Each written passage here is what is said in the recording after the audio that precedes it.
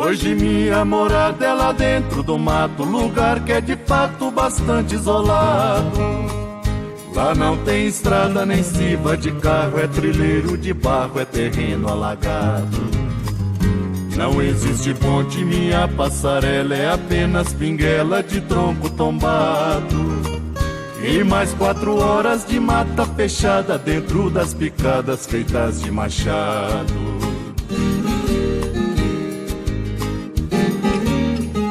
Fiz a minha choça com 4 forquilhas, lá dentro da ilha estou refugiado.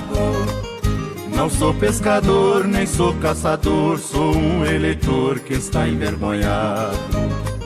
Lá não ligo rádio, não quero notícia, com tanta injustiça estou revoltado.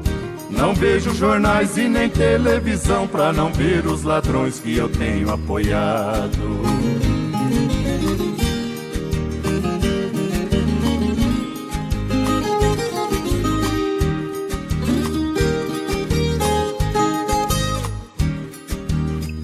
Muitos me perguntam se não tem receio de viver no meio de bichos malvados.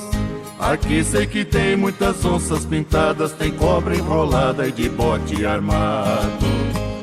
Mas sempre respondo, isso não é perigo, maior inimigo não vem pra esses lados.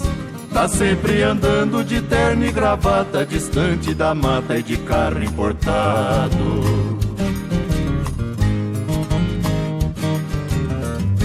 Sei que tem prefeito e tem vereador, tem governador, ministro e deputado, que vende a palavra por mixaria, se torna anistia, é fato consumado.